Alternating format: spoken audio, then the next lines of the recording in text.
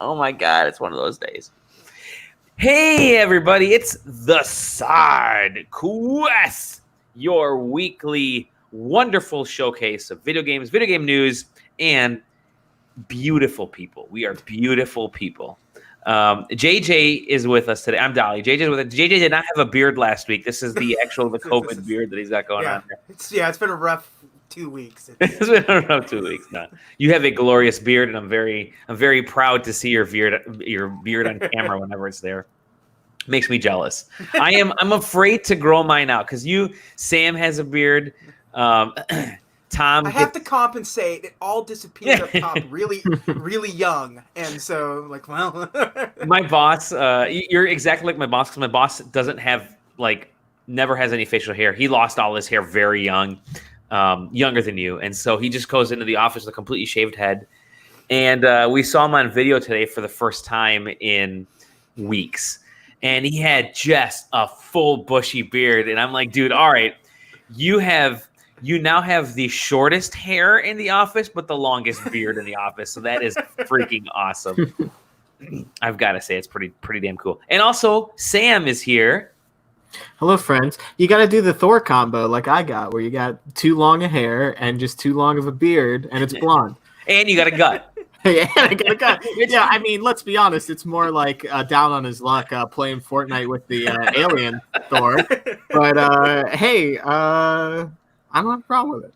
Yeah, it's all good. It's awesome. That Thor, he really came together at the end. He came together. He was still out of shape, still not looking that great, but still was able to get it together. Yeah. I'm on the upswing. You're on the upswing. There you go. You go. Yeah.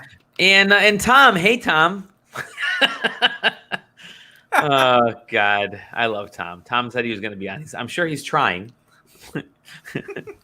Anyways, we're gonna have a fun show today, as I always say, and ends up not being fun. No Aaron today because Aaron was up way too late playing Final Fantasy VII over the last several days, so now he's trying to figure out how to get his sleep. Same. I finished it last night, and it was finished it at around 11:30, and I have to be up at 4:00 in the morning. So let's freaking just get right into it and talk about Final Fantasy VII. You have been Sam, have you played it either or no? No, I have not. So JJ, you're the one. I think you, Corey's played it, Aaron played it, and Zach were playing it. But Tom's getting his copy either tonight or tomorrow. But tell me about Final Fantasy VII. Is it a role playing game? Barely. Is there a cloud in it? Yeah, it's barely. It's. I don't have the same connection to the original Final Fantasy VII because I didn't play it until after 10 came out. Oh, wow. So okay. 10 was like the actual first Final Fantasy that I played. Because as a kid, did not like RPGs. Oh, really? Yeah, too slow for young JJ. I just sure. I did not want to sit there and take my time and do all that stuff. Before we get into it, I want to ask this question. How have your tastes changed? Both of you guys, as we've gotten older, have you guys opened up just to games, or are you still sort of this pro or against genre type of, not program, but have you guys still lean heavily towards a specific genre? Not RPGs and simulations like SimCity and stuff were not my thing as a kid. But I like RPGs a lot now. And okay. I like life sims, I guess, more than SimCity. Oh, wow. I like the Sims. I like sitting there and playing the Sims or the Tycoon games and stuff. Sure. I didn't like those as a kid either, but I love playing a good roller coaster tycoon or Planet Coaster or whatever the hell that thing. What about you, Sam? I mean, I played mostly shooters and stuff growing up, mostly action games, and I feel like as I've gotten older, I've played a lot more. Although I did love Harvest Moon growing up, so. Oh, really? Stardew Valley turned out the way you turned out, yeah. Yeah, but like, yeah, action games, puzzle games, and racing games are like my top three. Oh, Like, really? Wow. yeah, Yeah, I yeah. was. I think I was RPGs, hardcore RPGs growing up, and then obviously platformer in like the Oh, '80s and yeah. early '90s. Was platforming was. It wasn't even like you don't even consider it a genre. Just you play It platformer. was Yeah, just the what Mario games, type yeah, games. it's just what Yeah, games were. Even it's what like, games were. yeah, Yeah, licensed games where it's like it's technically platforming, but it's not really. It's just the core yeah. concepts of a And now Mario my game. tastes are like, I'll freaking try anything. Oh, It's funny there's because I grew up playing sports games. Every sport game that every year of every year of NHL, both NBA Live and NBA Showtime and NBA I 2K. I played all those, and now I'm like, sports I games. yeah. Maybe I'll pick up an NBA 2K if I it's on never like a liked crazy yeah. sale. Yeah, I never liked football games. I Okay. don't know why. I just never got into any of the football games.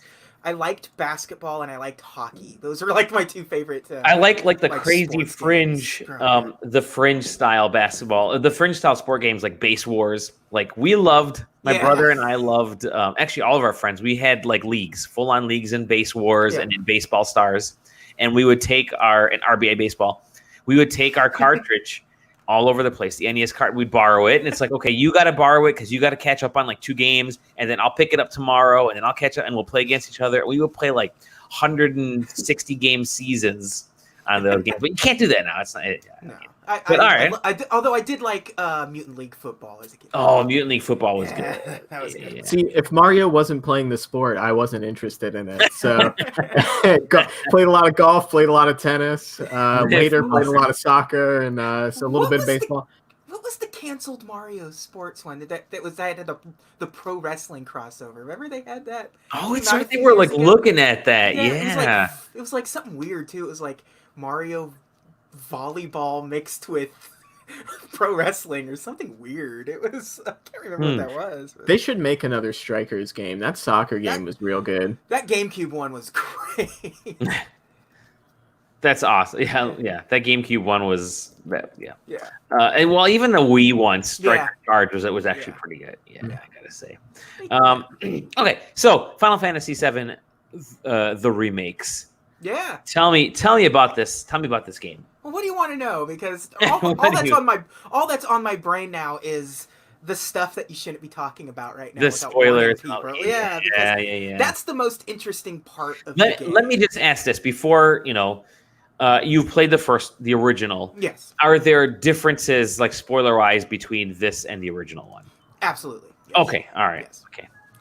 So Cloud is actually Cloud is Aerith, is what we're doing. He's wearing a Yes, different outfit. exactly. Yeah.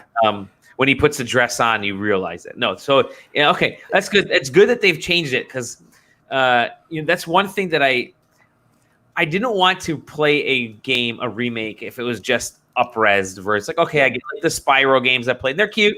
The Crash games, they're cute, but then you're like, okay, I play these games, But Like I really like it. I like the combat system in it. It's nice and flows really well. how does I materia guess- work? The materia works the same in this? You slot it into your weapons or your accessories. You level it up as you use it, and then it levels up your like stuff, and you find it and craft it. There's a Chadley that you bring your like assessments and stuff to, and he's like creating new materia and summons and stuff for you. And it's tough because I really do like the game, but it is also a 30 some odd hour version of a 4-hour segment of a video game. They fluffed that up. Yeah. It absolutely feels like it at times. There are times where you're just like, this is the 3rd time you're making me go into the sewers, and I'm sick of it. Just please free me. Aerith, let me go home. I'm just trying to get home, but it's just some stuff just drags longer than it should. But it's fun getting to know the characters better. Because you're spending a lot more time with these characters, and they've all got it's all actual voice dialogue, and they've added more new dialogue. Oh, yeah, and they've sort of changed. It's sort of changed percentages of some characters a little bit, and It's weird to hear Aerith. One of the first things you get out of Aerith is her swearing. Which is weird. Nice. Just Aerith. One of the first things she says is shit. So it's like, Like, oh, don't think. Yeah, sure. that's not the Aerith I know. It's really good, but it sort of wastes your time a lot of times in it. Like, it's I would absolutely wholly recommend it, but it's especially if you liked Final Fantasy, and I think the ending is going to be divisive. That's what I've read. Like that's just the Twitter comments I've read is some folks they're upset at that ending, but at the same time they're extremely intrigued by what the second half or whatever the next version. Yeah, who knows with what like second half or remake 2 or whatever they call it. Yeah, whatever the part 2 of 3. Because it feels like it should be 3 at this point, but with how much time they spent in Midgar. But it changed a couple of things that like early on you start kind of getting a handle on, because almost one of the first things they throw at you is sort of these new sort of spectral characters that are sort of flying around during some significant parts. And like I had to look it up. I'm like, I'm not crazy, right? This wasn't in the original game. So I had to look it up, and I was like, okay, these weren't in the original game. This is new to this, and you know, it's so you sort of I kind of picked up where they were going very early in the game. They hint at it hot and heavy very early in the game during the first part, like first hour of the game, but they bear all by the end of what's going on, and you can easily tell. You have to read a little more. Like there is sort of like, we're not going to say it outright, but you know, here we go. Here's what's going to happen. Here's what to expect out of 2 based on what we've just expositioned towards you. So I'm very excited to see the direction of 2 after the end of it. I'm curious to see how long it's going to take for them to put this thing together. Yeah, I don't know. It's like honestly, they haven't even really announced 2. Yeah, they just said, it's going to be probably one of a few. Could you imagine if they just stopped here? Yeah. Yeah. Oh my God. It ends with the unknown journey continues, but it doesn't say soon. It doesn't say. Like, isn't that how Final Fantasy 13-2 ended? Was like, and no, this is just part 2 of 3. Yeah.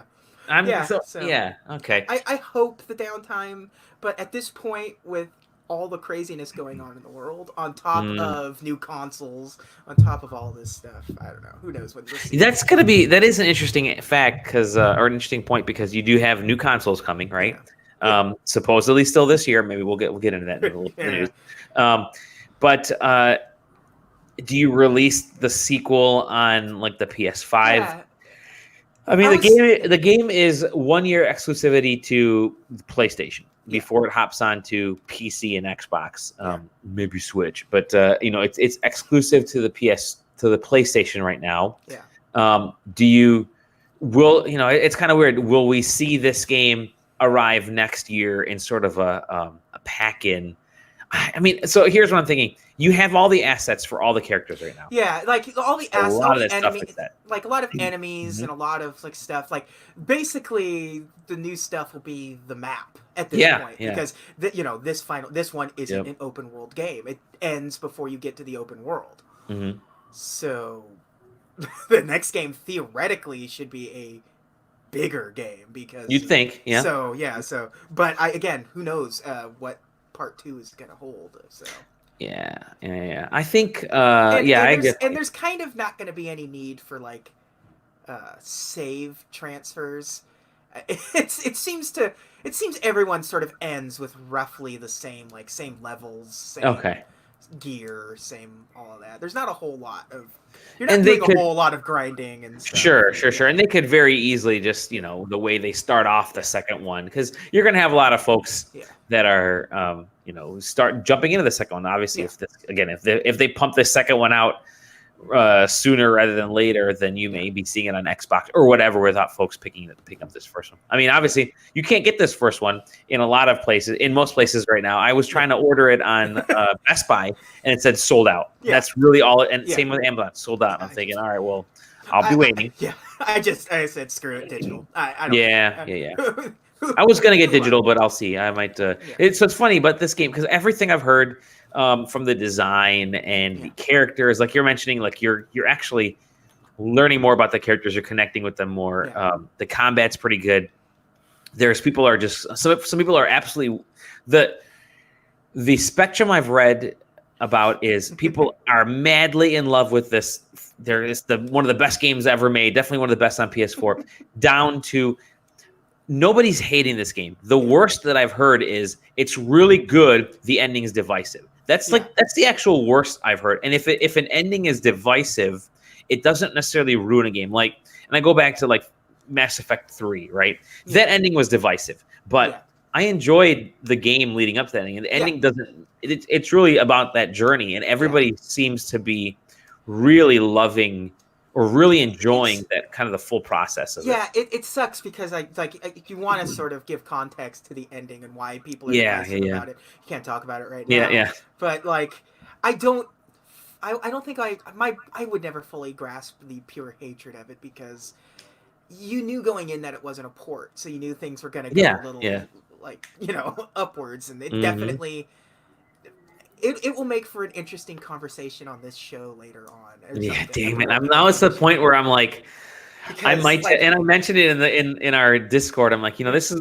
I have like this huge backlog. Like I was gonna play Final Fantasy 12 before I played Final Fantasy 7. I was gonna play other games. Now I'm thinking I might just hop into Final Fantasy 7. Like right after I finish, I think I'm like doing a little bit of stuff in Animal Crossing, but that's the kind of game you can kind of chip at. Yeah. If we're talking about games that we're playing, And I might just hop into Final Fantasy 7 now. I'm very, very bad at finishing video games. Yeah, me too. But I forced myself. Like, I haven't finished a Final Fantasy like during its like initial thing. It I'll finish a Final Fantasy and I finished 12 over the course of like 5 years or something. Sure. But this one, I got it. I started playing it Saturday night and I finished it last night. And here's how bad things are for me.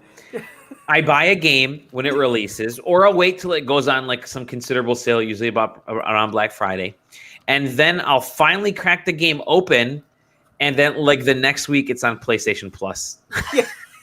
And I'm like, well, shit. Like the Nathan Drake collection, they're giving that away. Uncharted 4, they're giving that away. Last of Us, they gave that away. And all these games that I had bought for the PS4, and I'm like, well, I've completed all the Uncharted games. I've replaying Last of Us, but like, shit, man, why bother? Why buy some of these games? Because I can just, I'm dumb for buying them. I can see Final Fantasy VII Remake Standard Edition going $40 real soon. Like, That's why I'm like, should I wait? Should I?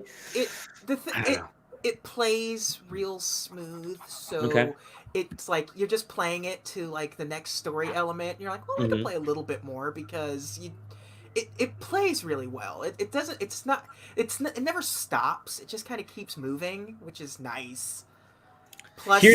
Plus the soundtrack always just kind of keeps that's right. And it's still one of the best soundtracks in gaming, and and that's what people are loving. Even having it remastered is worth the price of admission. Like that's the best part. That's almost the best. So you're loving the visuals, you're loving the music. Yeah.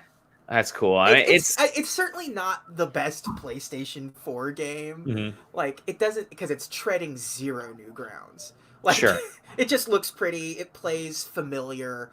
And it's no Double Dragon 4. Yeah, exactly. So it's awesome. It's a great game. But, Sam, are you interested in Final Fantasy 7? I'll probably play it at some point. The most I played of the original Final Fantasy 7 was like watching my brother play, and then maybe fighting some minions while he went to go to the bathroom or ate like a frozen pizza or something. So, both are good things. Don't do them at the same. Well, you can do them at the same time, actually. Yeah, I didn't play I watched a lot of Final Fantasy until I was maybe by like late teens, early 20s. I think this game in particular, because of what it is, you shouldn't feel bad if you just want to watch somebody play it, because it really Yeah. is. It really is more like the prologue to Okay. the Okay. actual game. Like, it's more story than it is gameplay, and learning who these characters are, what they are, what their motivations are, and going to be going forward. Like, if it's something that you just feel like, I really don't want to play it, I don't think you could feel bad just watching like a long play of this one, just to learn what this game is. It really, yeah. it really does feel like they're gonna put out a second one. I don't think they're gonna go full 3. I think they'll adjust the second part of this game. In my opinion, I think they'll adjust the second part of the game for another 35-hour experience. But main storyline, because it's open world, you'll have a lot of that open stuff. But part of me feels like a lot of the towns that you went to in the original will become more of like side story things rather than full-fledged stuff, and they'll want to kind of keep you to the plot. But I definitely see I could totally see a all-in-one game where it's just from start to finish. It's the full Final Fantasy VII experience, like some anniversary edition, a 40th anniversary edition or whatever. When the game came out, was it like 95 or 97? That game came out, something like that. Yeah, so like a 25th anniversary edition will be everything all in one. That's cool. Yeah. Well, awesome, dude. Yeah. Anything else you've been playing, or you kind of just that? Just Final Fantasy has been. Sam, what have you been playing, my dude? I mean, for the most part, it's just been Animal Crossing again. I see your name popping up, and it's like Sam is playing Animal Crossing. So good. I started my crossbreeding of flowers today. That's what I've got to learn how to do. I have not started that yet, but. One Google search away can get you the answers. I didn't want to mess it up. So tell me, like, you've started crossbreeding. What else are you doing in your town right now? You completed the quote unquote story. Have you started like just doing crazy town adjustments and terraforming and stuff? Yeah, I mean, I've been mostly sticking. I've been doing a little terraforming, but mostly sticking to the like original layout of the island. I wanted to be able to mess with it, and who knows? 2 months from now, I'll get bored of my town and make it into like a little SimCity world or something. Sure. No, right now I'm just trying to keep it out with the layout. So there's one house that I'm going to move. Otherwise, like everything's just going to be where it's at, where it was like originally placed. So I was moving some of that stuff around and like setting up my orchard instead of just a line of trees somewhere producing fruit. I was like, all right, let's spread it out so it looks pretty. And so I've been doing a lot of that stuff and just trying to enhance my town. Shaking trees every day, trying to get items, trying to fill that museum up. But yeah, hopefully we get news of that update here shortly. Yeah, the Earth Day update's supposed to be coming pretty soon, right? It's supposed to be late April. We are now halfway through April at least. Probably I'm gonna guess it's probably next week that we get something. Let's hope. To be honest. Yeah. But yeah, so I've been playing that still. Probably will be playing that for the foreseeable future, I think. Mm-hmm. Other than that, I've been playing a little bit of The Surge 2. Okay. So if you've never played The Surge, it's basically Bloodborne, Dark Souls, all those types of game, but technology. So you put on a bunch of electric gear, and it's in space. Right? Mm-hmm. Well, it might not be in space. I honestly don't know. We're on a colony of some sort. I don't know. We're all in space. We're all in space. There's a plane crash, but they're not specific if it was a plane or like a space plane. So I don't really know what's going on. There might be aliens. I don't know. It's weird. But you can fight the same type of tense battles like you do in the Souls series. But in this one, you can like chop limbs off and then learn the armor sets or weapons that those enemies had. So if you fight somebody that has really cool leg armor or like a really cool weapon, aim for the hands and hopefully you get the prompt to chop them right on off and take them with you to look at. So there's cool stuff like that. You have a little floaty turret buddy that has a bunch of different gadgets and stuff that you can put on him. Mm-hmm. So it's interesting. It does feel, and maybe it's just because I've played a lot of these games now that you kind of get in the same flow of them. So it's like, it feels like instead of putting a lot of enemies at me and putting the next like campfire, or in these they're like med bays further away from you, it's just throwing like, hey, here's like 5 to 10 really hard guys in like 3 hallways, and then we're just gonna allow you to loop back, so you can just fight these 10 guys like twice, and then fight the next 10 guys. And there's a couple of like cool marquee moments in air quotes that I've been through so far. But it's open world, so I could be going other places. And actually, I did divert at one point and got completely rolled. So I was like, all right, apparently I'm not supposed to be here yet, and just ran somewhere else. But it just like in Zelda fashion, if you really want to hit somebody for like 2 damage over the course of an hour and maybe kill them, you're more than welcome to go that way. But otherwise, like maybe go this way. You're playing it on PC? Yes, it's part of Games Pass right now. Oh, okay, nice. There's a lot of stuff coming off of Games Pass, some bigger games that they announced. Yes, I heard there was a very negative reaction, but I looked at all the list, and there's like maybe like 15 games, but there are not more options out there for Games Pass. Buy them for 20% off. They've offered it to you. I think my Game Pass is still running at the normal Game Pass price, and I'm like, you know what? I haven't. Honestly, I'm upset I haven't like really dove into it because I've been catching up on other junk. But it's still a great deal. It doesn't matter what's leaving because you're still getting great games every freaking month, every couple weeks. To be honest, I appreciate that they rotate out because you don't know how many times I've been like, okay, let's see what's on Game Pass. Download 5 games. Play only one of them, and just keep that hard drive space taken up forever. Yep. I've got to do that. I've got to clear out my hard drive space. Now is a good time for spring cleaning, just deleting all the games. I'm never gonna play Assassin's Creed China. I don't even know why I keep it around. I just gotta freaking delete it. I've got all these like PSVR games. Yeah, me too. They were like 40 minutes long, but they're still there, clogging. Same, exactly. It's digital tax season. Yeah, you've been keeping all your receipts and everything over the course of the year. Now it's time to recycle that shit. It's just Completely agree. Final Fantasy VII is like 90 gigs. Holy crap! I can't fit that on my PS4 until I beat other stuff. If you get it physically, it's 2 discs. So then here's what I have to do. Yeah, it's 2 discs. So here's what I have to do. I'm going to finish whatever I'm playing. So speaking of games I'm playing, I'm going to finish what I'm playing on my Switch, which is I'm just about done with Treachery and Beatdown City. That's the game. We got a review code for that, so I'm finishing that up right now. Wolfenstein 2.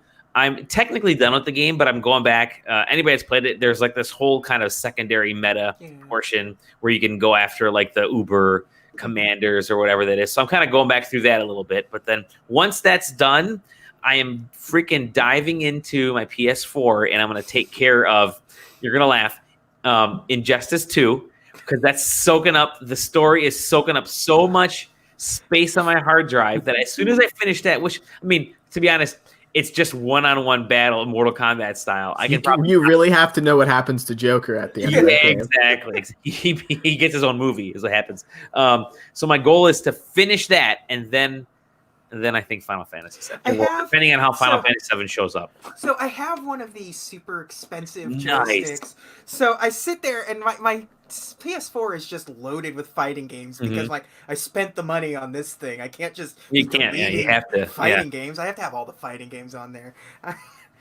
I haven't touched I haven't touched Injustice 2 in ages, but it's still there. It's still there. I've played about 10 minutes of Marvel vs. Capcom Infinite, but not gonna what do you guys feel like is the so every fighting game has like basically had big releases lately. By the way, that's all I've been playing is just those games. Let's move on to just like general conversation. Tekken 7 was out, right? Was that the latest Tekken? Tekken 7. Street Fighter 5 has gone through a bajillion iterations. Smash. It just had its like theoretical final update. Yep. Let's see. Smash Brothers Ultimate is just getting DLC now. You know, the characters. Soul Calibur 6. You got to do Dead or Alive. Yeah.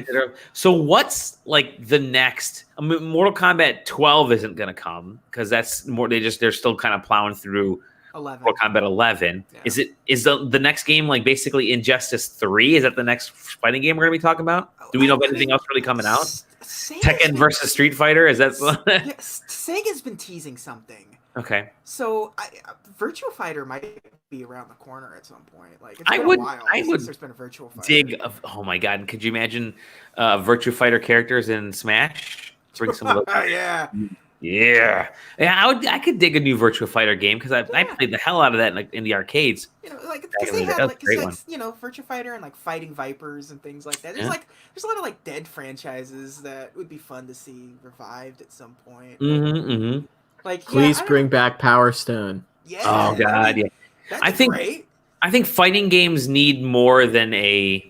I think fighting games need more than a season pass of characters. Yeah. They need to really sort of embrace that esports experience onto home consoles, and I'm not talking like, oh, you can do your own online tournament. That doesn't really mean anything. Like, you really need to push. You need to almost go the battle royale route with a fighting game, and where you're 100 Gokus enter the arena. 100. No, but I mean, like, you're getting season passes for content. You're getting seasons in the game. You're really going all out and making it a something that you want to keep coming back to. Like, the reason people keep coming back to Apex and Fortnite and all that kind of stuff isn't because the gameplay, because it's nothing special gameplay wise, but they keep introducing these little advancements, these little touches, and I'd love whatever next fighting game or whatever comes out. And I think feels like they're ready to finally take that next step into what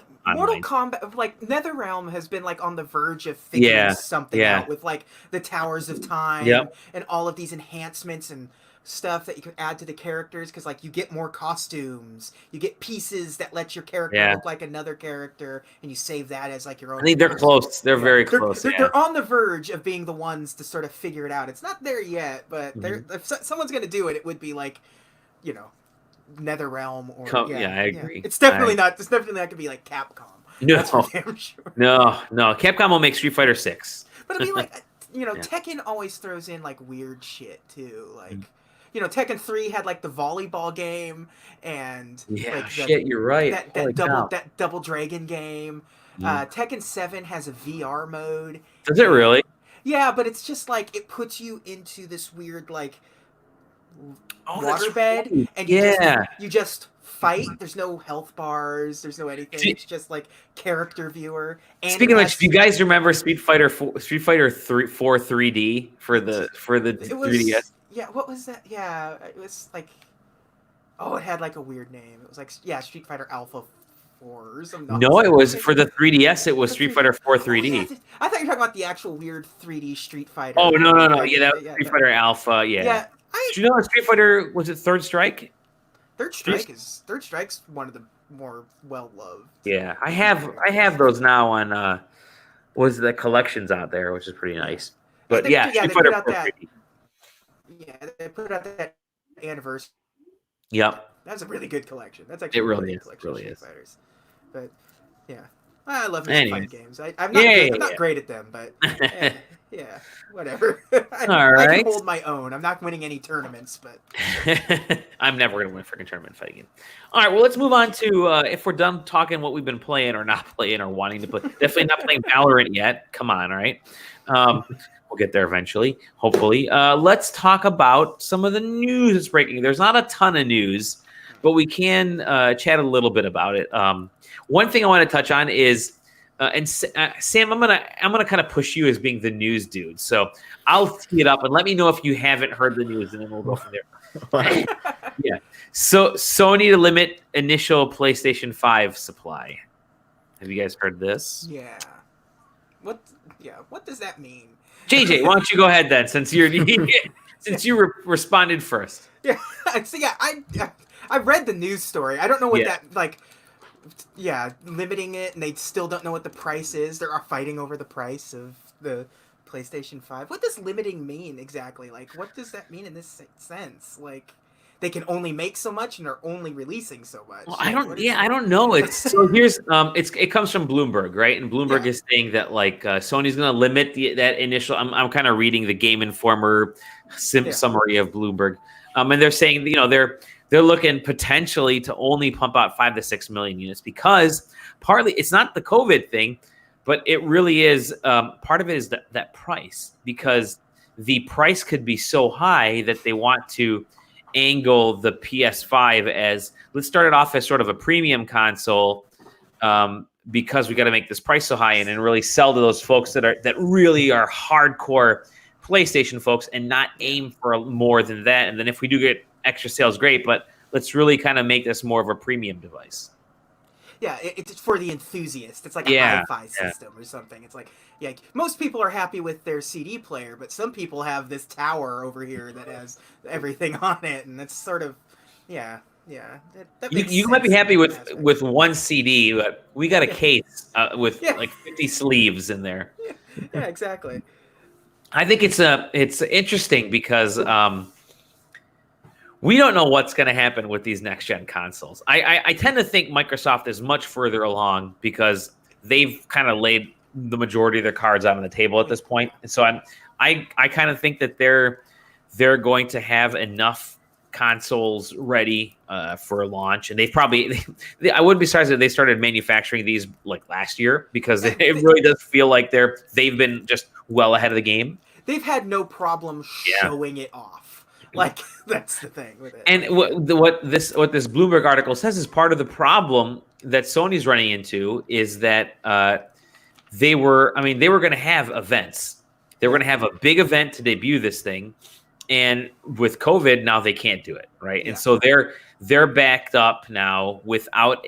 I mean, you're looking. We just got the notice today in Michigan that. It looks like they're going to have like giant sports festivals banned until the end of the year, right? So that's happening in a lot of the states. That's happening in a lot of the spots around the world. I mean, we'll get into some stuff right now with game conferences.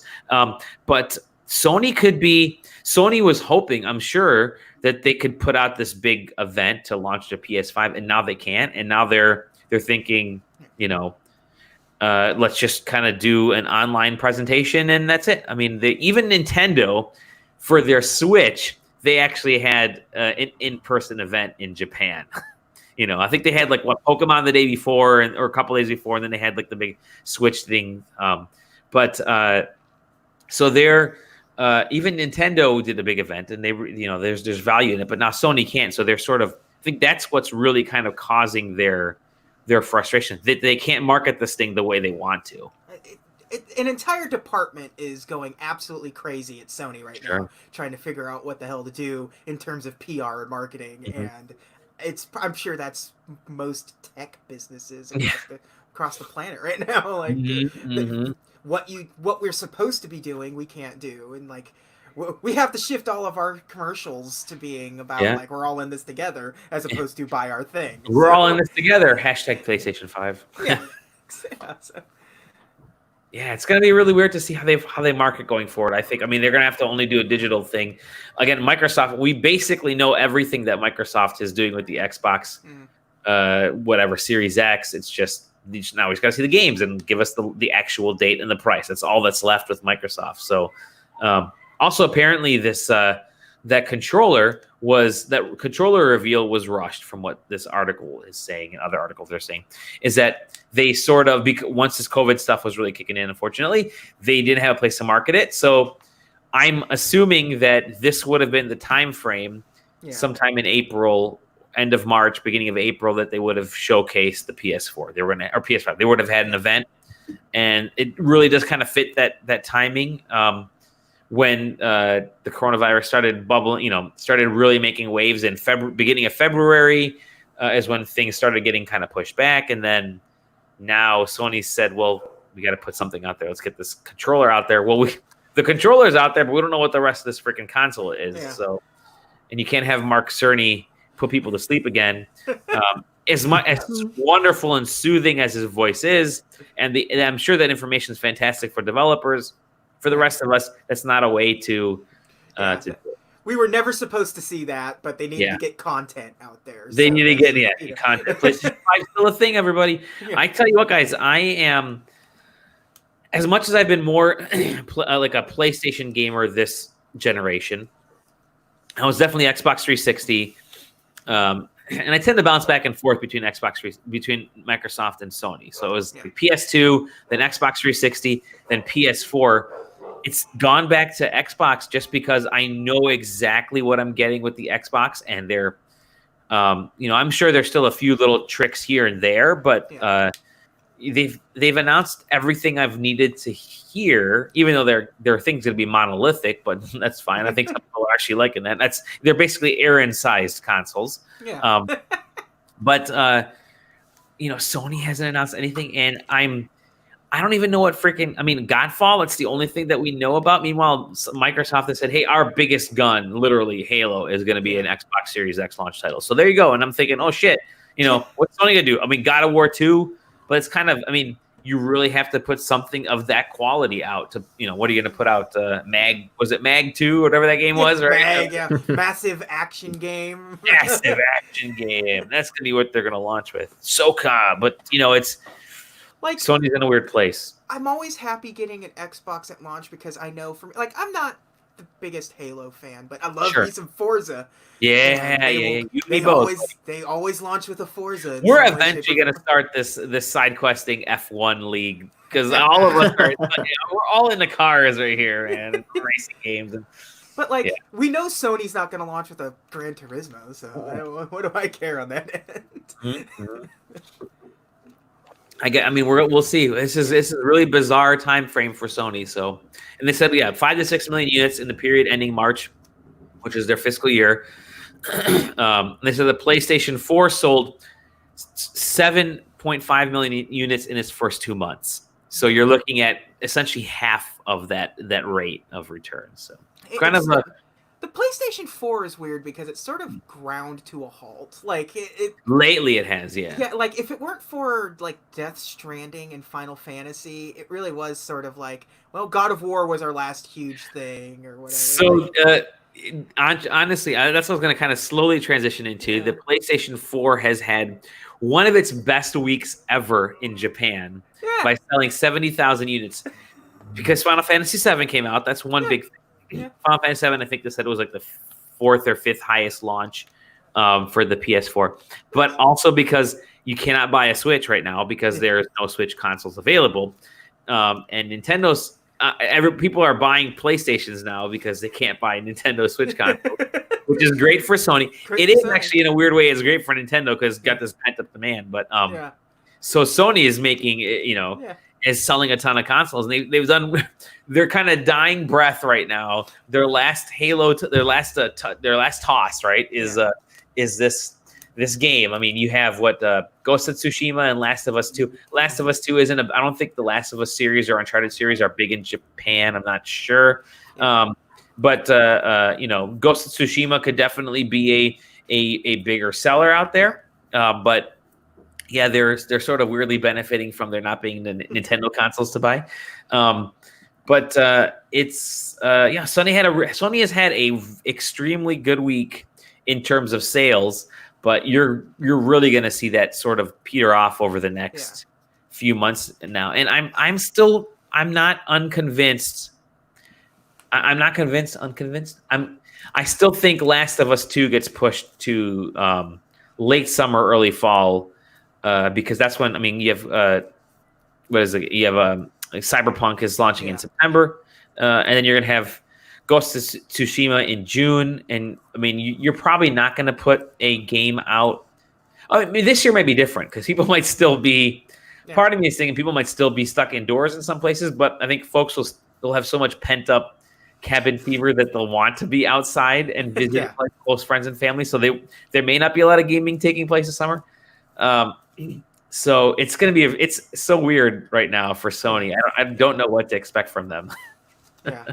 I did it at the beginning of this, the console cycle, when the Xbox One launched and the PlayStation 4 launched.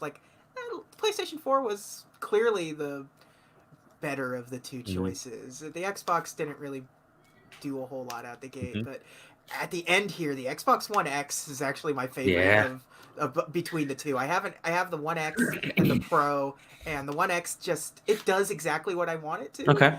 It's got the games. Well, I could get it on the PlayStation 4, but I do get the 4K assets on the One X, and it's also a 4K disc player. I have a 4K TV with HDR. I just bought these Star Wars box set for Nice, Best Buy. nice. That's all the 4K versions of those movies. So it's like, Excellent, yeah, no, excellent. it gets the most outside of the Switch. The Switch is my most played. Yeah, sure. Same here. Same. Yeah, outside of the Switch, the Xbox is somehow okay. my number one played console. I don't know how it happened, but it did. And here. My shelf is just full of PlayStation 4 games, full of them. My digital shelf is full of Xbox games because I have the Game Pass. I definitely have more physical PS4 games because I probably have more physical PS4 games than any other freaking game system on the planet in my home. I have it's like all blue. My whole wall is blue. I have some red spines and I have like 3 green spines, but they're all digital. Like the majority of my digital stuff is Xbox because I'll just constantly click the download button for Game Pass. Like I'll just take it. I don't care. I'll suck up the space on my Xbox. So if you had to guess, you know me. You know I collect. I have all the hardware. Sure. Yeah. What do you think? Which system do you think I have the most physical content for? Most physical content for? Yeah. I'm gonna say I'm gonna say PS3. My guess is GameCube. You nailed it, GameCube. Oh, is it really? Holy shit! I have so many GameCube games. Nice. There's just so many stupid, weird games that are good on the GameCube. There are. Here's a question for you guys. How do you get rid of games essentially? And what I mean by that is like, I look back at my previous, my GameCube, my Wii, my PS2, my PS1, and I have very few games of those. I don't even know where those went. I don't know where all my copies of those games went, but I look at like my PS4 Switch and there's like 100 physical copies of games. And I'm thinking, how the hell, what happened to all those old I have 2 PS3 games. And obviously, I don't play them. One of them I think I stole from my brother, even though I quite fondly remember playing PS3 games quite often. And I'm like, where the hell did where'd they go? Where did my copy of Meg go? Where did my copy of Meg go? Where did my copy? Like, I look back at the GameCube, and I'm thinking, I had both of those Zelda collection. Where the fuck did one of them go? I opened up the case. I know I got like a free copy of, you got Mario Kart, you got like Zelda with it or something crazy. I remember Nintendo was doing those demo discs, the 2-in-1s. I'm like, the demo part, where the hell did it go? So, yeah, crazy times. No, I'm absolutely a console hoarder. So it doesn't matter what. So you always have to have something to play on. Nice. Like nice. You gotta get a handful of Famicom games. Gotta get a handful of GameCube games. Yeah. I gotta get at least one of some. Gotta get at least one. A couple more news bites because there wasn't actually a ton of news. No. Valve's Steam Game Festival is returning, so that's coming back this summer during the week that E3 was going to be.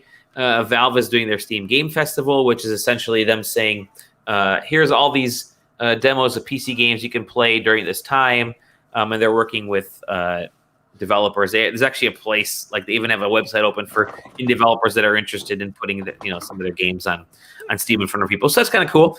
And they just had that for GDC, and now they're doing a whole game festival for around time E3. Oh, excuse me. And I know like IGN is doing their sort of summer games festival. We're planning something. Wink, wink. You'll hear more about that soon enough. And so there's a few folks here and there that are sort of planning a digital gaming experience. Another one that's planning a digital gaming experience, I kind of use as the lead up. Exactly that sound. Was that you, Sam? I have no freaking idea. It was the poltergeist in Sam's house. Gamescom has now essentially fallen victim to there's a big sweeping order in Germany right now where they're sort of banning large gatherings from taking place up to a certain point. Well, Gamescom takes place the week after this ban lifts. And so they decided, you know what, let's just call off Gamescom because people are going to be very weary. Attendance is going to be nothing. We want to be very careful. No one wants to be the first person at the dessert table. Definitely, it doesn't want to be Gamescom where you get, 1 million people show up all at once. So they're going strictly digital for their show, their conference, and they're planning it now. Whereas E3 was just like, yeah, forget it, we give up. we were going to do something digital. We decided not to. So they're planning their whole conference, their whole week, I guess, to be a digital experience, which I think is going to be really cool. They're still going to have that opening Jeff Keighley night press event, which might be like one of the biggest press events this summer now or this year because there really hasn't been anything. So keep an eye on that one. So yeah, Gamescom is now going fully digital. They're the next casualty of this pandemic that we're in right now. I can't imagine PAX West being anything this year. Yeah, it's funny because I have not gone to a freaking game event since PAX East of last year, and I'm itching. And everyone I was planning on going to GDC, cancel. Planning on going to E3, cancel. Kind of thinking maybe Gamescom, cancel. PAX West, probably going to be canceled. Like bring back E4 all. Yeah, the sickest I have ever been in my life has been after I left a PAX. So I can't imagine. Wow. Yeah, sorry, I remember that when that happened. I remember you were posting about that. It's like 100% positive I got the bird flu because it's when that was going around. There was a confirmed case, and everyone is gross and dirty at video games. SideQuesting doesn't have a very good track record. No, with we the PAX do not. box. No, we do not. It's usually either somebody comes just completely wrecked or leaves completely wrecked. Oh God, there are so many amazing stories. What was the Sam? You basically started writing for SideQuesting because somebody got sick on SideQuesting. Yes, yeah, it was one of those things where I was going for just a normal consumer. It was my last year going to be as a consumer, and Ryan got sick, and I basically showed up on site early. And Ryan Gann was like, "Hey, can you run to his hotel room, grab his press pass, and then just go to all of his appointments today?" And I had you guys were like, "Yeah, hey, he's new in SideQuesting. We'll give him like an appointment or two. Like, he's here on his time or whatever." And I show up and immediately it's like, "Hey, you have like 6 appointments today because Ryan likes to overbook. Is that cool with you?" And I was like, "I guess." I went and sat in on probably the worst appointment I've ever been to. Not because the appointment was bad, but because I had absolutely no business being there. And it was when he had an appointment for what is the MMO that is Skyrim and Elder Scrolls Online. Oh, yeah. It was the appointment for that, and I my knowledge of Elder Scrolls up to there was again watching my brother play maybe 30 hours of Morrowind, Skyrim, and Oblivion and stuff like that, and I was like, cool, all right. Is the Thieves Guild in this one? Yeah. All right. Are there dragons in this game? Yeah, that I couldn't write. That was the one thing that I was sent to that I didn't write about because I told Gann, I was like, "Look, bud, I've got absolutely nothing." I was a terrible interviewer, and he's like, "That's cool. You made up for it." It's like, all right. Yeah. And you got sick, JJ, and then I think I've gotten sick a few times. I've gotten sick almost like the last time when I was there for SideQuesting, the last 2 years ago. Yeah. And I had to go on vacation the next week. That's right, you did. I had PAX Pox on a plane from Washington State to Florida. Not a good time. Part of the problem for me isn't like picking up something, but it's not getting any sleep when I'm at these. I think that might be a big part of it is, obviously getting a lot of people together, then somebody's sick and no one's taking, we're gamers, we don't take care of ourselves, that whole thing. But we don't sleep. And for a lot of us that are going to these events, we're up real late. We're drinking a lot. We're tired and we're drained. We're not getting our rest. And then at least I know I don't. And I used to get very sick at these events because I wasn't I'd be on 3 hours of sleep. I remember one year, I think it was one of the years that Dan slept in our room. And so Sam, you may have been in that year too. I'm not sure, but we were we rotate. We're notorious for rotating bed, floor, bed. You kind of rotate who gets what. God forbid anyone's spooning anybody. And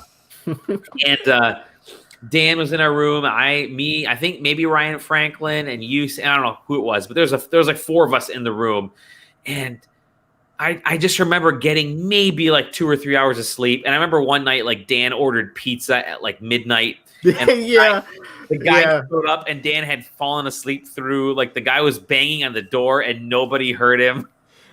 Now was that the last year Gann and your brother went.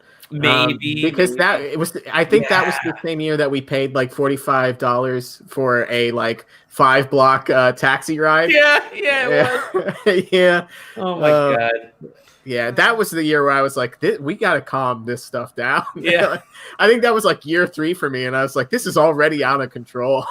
And now that we're veterans, we're like, we want to sleep. We're like, I okay, know. yeah, it's like we'll just hang out at the Weston Bar. And Yeah, I feel like this past PAX, it was the two of us, and Tom was also there for Gamer X, and I feel like the two of us just acted like dads the whole time. Yeah, we did. I started my brand new job on Monday when we got back. That's so right. I left like Sunday and pulled in at like 8 o'clock at night. It was like, yep, I'm gonna just stare at a screen for maybe another half an hour. My eyeballs will officially roast out, and then I'll just go start my new tech job tomorrow. Oh Lord.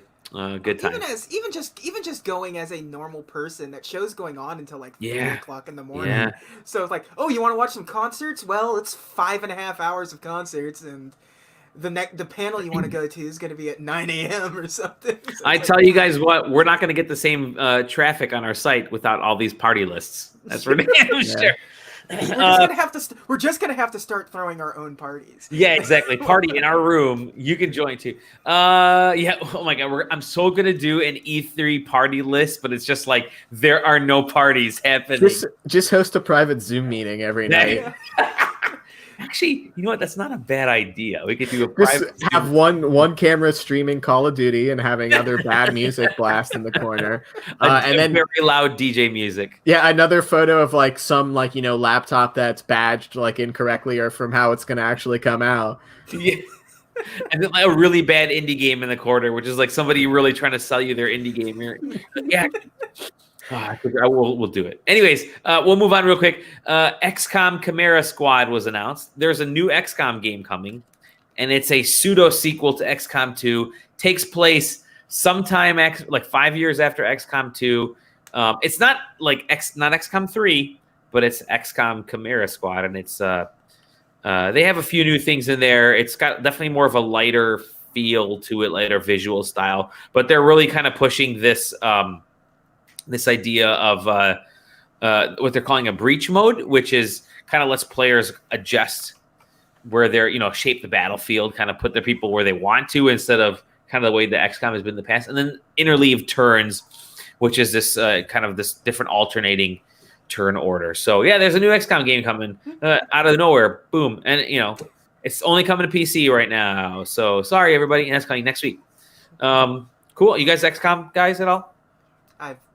I played the first. I was gonna say I played the first one, but I played the original one, not the original one, not the first one of this franchise. The original XCOM. Yeah. With XCOM 2 coming to the Switch, there's a real chance that if it doesn't run like total horse shit, I might pick that. Yeah, up. I'm tempted. Yeah. Well, like speaking of things coming to the Switch, Crysis has been announced. Crysis Remastered is coming to PS. You guys remember Crysis? Does it run Crysis? Remember that? Crysis? Yeah. Crysis Remastered is coming to the PS4, Xbox One, PC, and Switch, and the whole port system, the whole thing's being done by Saber Interactive. And it's a weird one because Crysis is already on the PC and the PS4 and it's PC and Xbox One because you can pop the disc right in and play. But so this is a remastered version, but it's coming to Switch, and they're promising. The funny thing they're promising is not 4K visuals, but they're what do they call? What's that hot buzzword right now? Sorry, the ray tracing RTX stuff. API agnostic ray tracing solution for PC, PS4, Xbox, and Nintendo Switch. I'm curious to see how that's going to work on the Switch, but it's definitely one of those things that I want to see with my own eyes. Yeah. Like I don't need some sizzle reel on YouTube saying like this is actual gameplay from the Switch. I need to see this one with my own eyes. It's like are the people clamoring for Crysis again? Like, is that? I don't know. They got to be working on a Crysis 3 if they're bringing Crysis 1 back. I mean, that's all I'm assuming. It's the only reason I could assume you saying like, yeah, let's put It would be one thing if it was they're putting Crisis on the Switch because that's just what they do. Sure, yeah. These people will just dust off whatever game they want. It's like, you want Turok 2 Seeds of Evil? Here it is. Yeah.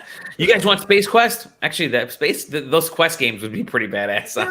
I was bummed because I was... I typed in like Commander Keen and they only have like the second game on the Switch. Shit. And I'm like, just put what the hell? Come on, guys.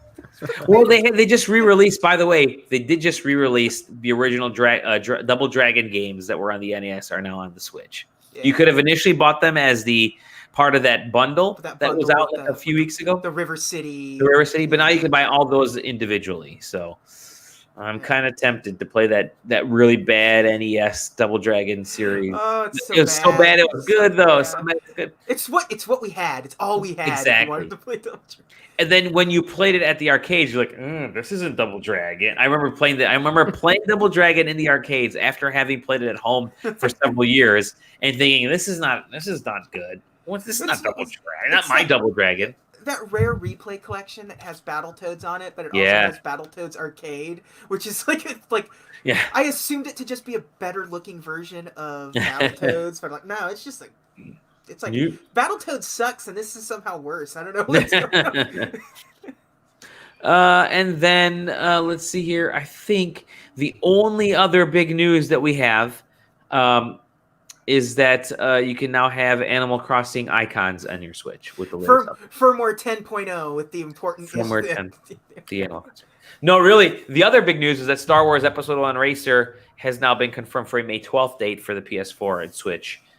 Which I think it's already available on PC in sort of its upgraded version, and that version or some version of that version is coming to the PS4 and Switch, so we can pod race. The only good thing to come out of the original trilogy, besides Jar Jar Binks, is the pod racing sequence. So there we go. So the PlayStation 4 has Episode 4 Racer Revenge, which is the PlayStation 2 Episode 1 Racer, which is the one where we have to scale things back significantly from the arcade version, and that game's not fun. It's not. I'm an Episode 1 apologist. Okay. I genuinely and unabashedly love that movie. But man, I'm gonna mute you in a second. I'm just kidding. I don't defend it. I just say that I love it. I get it. I get it, but I don't care. Boy, I don't want to play that again. I don't. Yeah, I mean, I've paid a lot of money to get the limited run version of Shadows of the Empire. Did you really? Nice. Nintendo 64. Nice. And is it a cartridge that actually plays on the N64? It is a physical reproduction Nintendo 64 cartridge. Awesome. Yeah. That's awesome. I wanted to get those old Street Fighter 2, games for the N64 for the Super NES that they made, but yeah. Yeah. Well, I got the HDMI adapter for the Nintendo 64. Oh, dude, wow. So playing some of these games over HDMI with a clean signal is really fun. Like Shadows of the Empire is not the best game, but just to sort of look at it with the glasses that you were wearing when you were a teenager or something goes a long way. It's kind of fun. It's like, this is how I actually remember the game looking. Not fuzzy and 480i and gross or whatever. So. One game that I'm missing, not picking up, and I'm still kicking myself, is the Ultra Street Fighter 2. I did not pick that up for Switch, and now it's going for like $70, $80, $90. I'm just I'm pissed off. It's good, but I like the collection more. I like the collection more for sure, but I would have loved to actually get a physical copy of Ultra Street Fighter 2 just to have, because it was one of those first games that came out on the Switch. But, well, gentlemen, thank you both for joining me tonight. Thank you, Tom, for joining us tonight, gracing us with your presence. Always pleasure to have you. Yes, and we'll chat next time. JJ, where can we find you? The _double_J on Twitter and DisneyCompendium.com. Yes. Sam, any place we can find you, or just right here? Right here, exclusively right here. World premiere right here. World premiere. Excellent. You can find me at Adamovsky. You can find us at SideQuesting on the Twitters, SideQuesting TV on Twitch, SideQuesting on YouTube, and SideQuesting.com. That's really where the best place to find us is. Thank everybody for joining us this week. We do appreciate your time with us. rate, review, blah, blah, blah. We hope you're staying safe. That's the most important part. Stay home, listen to us, watch us. We'll see you in the next episode of The Side Quest. Ciao, ciao.